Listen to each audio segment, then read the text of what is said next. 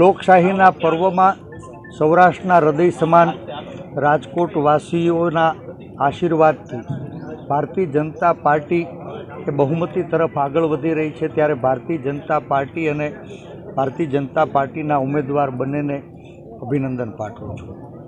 આપ સૌ એના સાક્ષી છો. આ રાજકોટનું રણ મેદાન એ સાંસદ બનવાની હરીફાઈ નથી.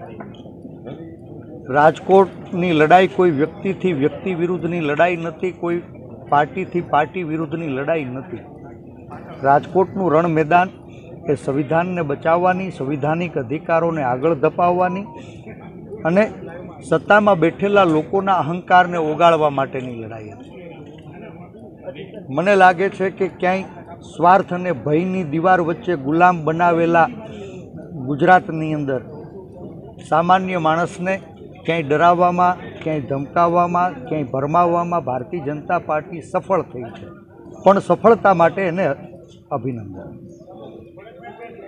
હું હંમેશા કહેતો આવ્યો છું કે આ 2024ની ચૂંટણીઓ એ 2004નું પુનરાવર્તન કરવા તરફ કદાચ આગળ વધી રહી છે અને જે સમગ્ર દેશમાં રુઝાન સામે આવી રહ્યા છે એ મુજબ હજુ પણ હું આશાવાદી છું કે આ દેશના લોકો એ સત્તા પરિવર્તન કરવા માટે આદેશ આપ્યો છે અને દેશમાં ક્યાંય મંદીને હરાવવા, મોંઘવારીને હરાવવા, બેરોજગારીને હરાવવા, અત્યાચાર અને ભ્રષ્ટાચારને હરાવવા માટે થઈને દેશના લોકો એ સત્તા પરિવર્તન માટે આશીર્વાદ આપશે. ઇન્ડિયા ગઠબંધનની સરકાર બનશે. મેં ફરીથી એ વાતને દોહરાવું છું કે આ લડાઈ માત્ર વ્યક્તિથી વ્યક્તિ વિરુદ્ધ નહીં, વિચારધારાથી વિચારધારા વિરુદ્ધ નહીં, વ્યવસ્થાને બદલવા માટેની લડાઈ હતી. લોકોએ પ્રયાસ કર્યો. મને આનંદ થાય છે કે રાજકોટવાસીઓના હૃદયને જીતવામાં હું સફળ થયો.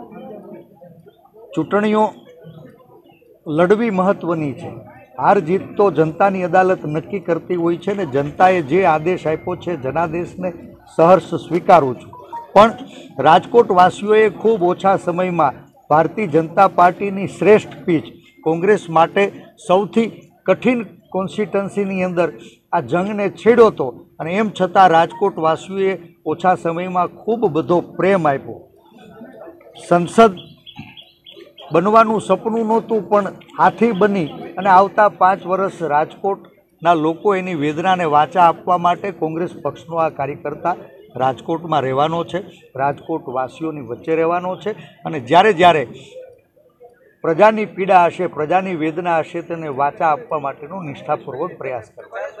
હું હંમેશા કહેતો આવ્યો છું કે ગાંધી અને સરદારનું ગુજરાત આજ સ્વાર્થ અને ભયની દીવાર વચ્ચે ગુલામ બનાવવામાં ભારતીય જનતા પાર્ટી કદાચ સફળ થાય છે.